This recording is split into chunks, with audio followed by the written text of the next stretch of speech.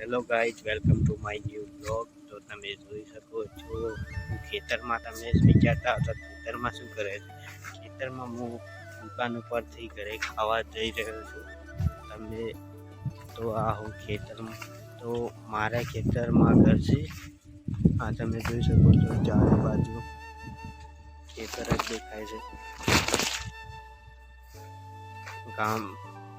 ગામમાંથી દૂર 1 કિલોમીટર ચાલીને જવું પડે છે.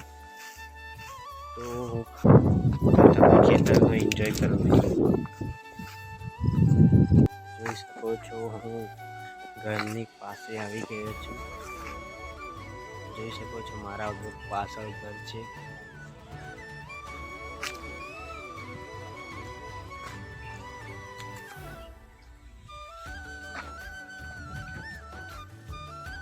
તમે જોઈ શકો છો. તમે વિચારતા હશો કે આ શું આવેલું છે. આ તમે જોઈ શકો છો, આ પેલું ઘાસ કહેવાય, બરું વાળું. તમે જોઈ શકો છો અડધા ખેતરમાં એ જ વાવેલું છે. આ બાજુ આ ઘાસનો વિડીયો તમે જોઈ શકો છો. આ મારો બોરવેલ છે, તમે જોઈ શકો છો. આ બોરમાં ખાલી 400 ફૂટ બોર કરેલો છે.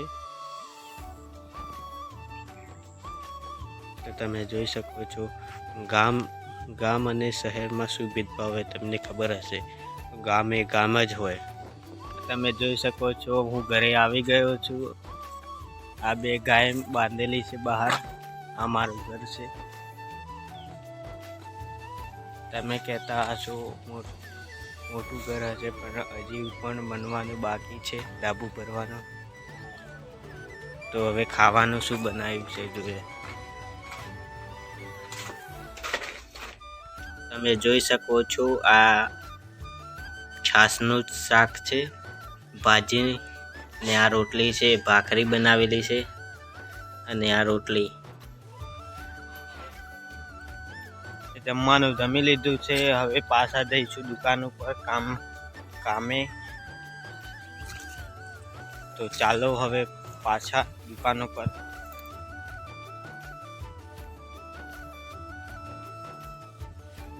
આ કેવો સુંદર નજારો છે.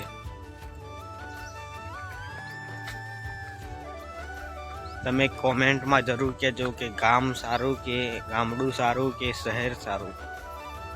તમે જરૂર કોમેન્ટમાં કહેજો. તો આ મારો ફર્સ્ટ બ્લોગ છે, તો કોઈ પણ ભૂલ થાય તો માફ કરજો અને કોમેન્ટમાં જરૂર કહેજો.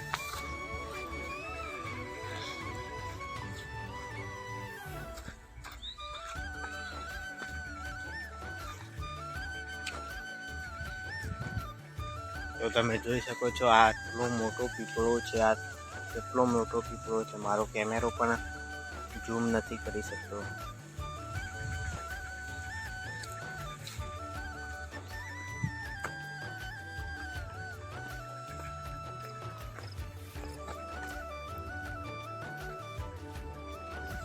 તો આ તમે જોઈ શકો છો મારા પાછળ. આ તમે આ શું વાવેલું, આ ઘઉં વાવેલા છે. ઘઉં અમારે આટલા મોટા થઈ ગયા. તમે જુઓ આ બાજુ એરંડા છે. આજુબાજુ તમે જોઈ શકો છો કે ઝાડ સિવાય બીજું કોઈ જ નથી.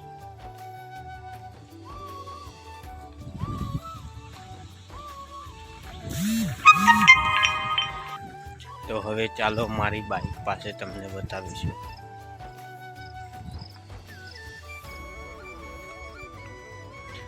તો તમે જોઈ શકો છો હું બાઈક પાસે આવી ગયો. Bike Splendor pro.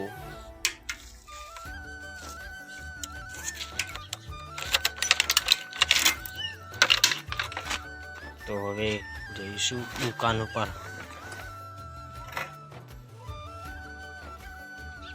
જોઈ શકો છો હું દુકાન ઉપર આવી ગયો છું.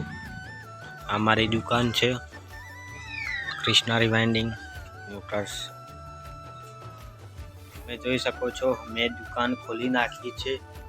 તો આ મારો ફર્સ્ટ બ્લોગ હતો.